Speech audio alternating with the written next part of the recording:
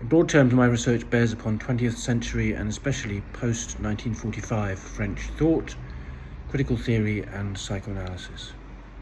And the driving ethos is that this large body of work includes substantial resources for thinking and rethinking our present condition. It's in this context that I want to briefly talk about a few points of contact between this material and the question of living well with technology. So I'll start from the proposition that living well is not something an individual can do on their own, isolated in a cave. Living necessarily involves relation with human others, with non-human others, with things, with the planet, and with our technological prostheses. So my potential contribution to the question of living well with technology is focused on the preposition with, which broaches the question of relation. A large part of the general thrust of continental philosophy, French thought and critical theory is engaged in the thinking of the with. What kind of relation does it imply? Is technology alongside us as an object or tool? Do we live with technology in the same way that we live with a partner or a family or a pet, for example? This kind of questioning, focusing on the epistemological, ethical, ontological and conceptual implications of the use of words, stems out of my background as a literary scholar in the field of modern languages. To put some flesh on this, I'll briefly talk about 2 points of contact in critical theory, continental philosophy, French thought, with the question, how do we live well with technology? First, around 1950 or so, the German philosopher Martin Heidegger wrote an essay called The Question Concerning Technology. His general point was that we do not live with technology in the same way that we live with an object. Our relation to technology has framed the way in which we exist as such.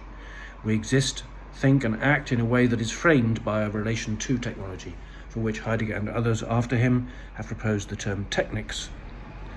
This frame is what Heidegger calls das Gestell, which has been variously translated as inframing, positionality, and in French dispositif, or apparatus. So rather than thinking that we exist with technology as an object, something alongside us that we can pick up and use as we would, for example, a hammer, Heidegger proposes that a technical way of thinking and being has framed the way we exist as such. We are inside the apparatus. For Heidegger, this is not a good thing. Technical inframing obliges us to adopt an extractive and dangerous way of being, which prevents access to a sense of being as such. Abusively simplifying, one could say that for Heidegger we have lost the capacity to live well because of this original inframing. Technology is thus a danger. But, citing the German poet Friedrich Hölderlin, Heidegger adds, but where the danger is, also grows the saving power. If we can't get back to an original presence outside the frame of technics, we can poetically remake it through critical and inventive attention, not to its objects, to technology in the technical sense, if you like, but to the world picture it imposes on us. In other words, through thinking. My own entry into that project is to propose that attention to the dissonances provoked by the terms we use and to the translational tensions they throw up can work in that direction. Second point of contact stems from the first and relates to the work of the late French philosopher Bernard Stiegler, who engages thoroughly with Heidegger and whose work is very squarely focused on the question of living well with technology. Stiegler focuses on what he calls the pharmacological aspects of phenomena, from the Greek pharmakon, which means both poison and cure. That is, he focuses on the ways in which prosthetic, technical, or memnotechnical, otherwise exosomatic exteriorizations of organic life are both positive and negative, cure and poison, harm and care. In other words, the things which human beings use to extend their life forces and capacities to exteriorize themselves have both a positive and a negative side. In Stiegler's register, this informs the idea that the various forms of prosthetic extension of the organism, or what he calls tertiary retention, have historically changed their sign from positive to negative. The remedy has become the disease.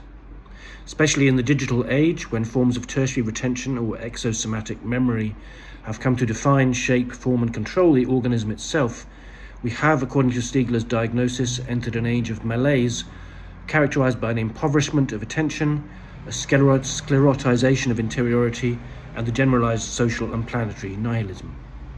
Stiegler proposes the term ill-being, or mal-être in French, to characterize this state, and to give it the Heideggerian connotations of a change of epoch. In a recent piece called What is Called Caring, Stiegler writes, Mal-être, ill-being, is certainly a malaise, a psychosocial malaise. It is a humour, a mood, a Stimmung, a disposition, an affective tonality. But this malaise, which is not simply psychic, is an ill-being in the sense that it stems from a cosmic disorder affecting, and as its illness, mal, the being of Dasein, and beyond Dasein, being without beings. To put it in slightly different terms, if, following the French philosopher of science Georges Canguilhem, health is defined as a capacity to adapt to the environment or the milieu, one might postulate that the environment has become toxic to the point that no further adaptation is possible, or it is not clear what or where the environment is. Some may object that this is unduly pessimistic and typical of the paranoid tendencies of critical theory, and they may be right. My contention is that the point of critical thinking is to draw out of crisis the resources for thinking, and that this is a precondition for living, well or otherwise.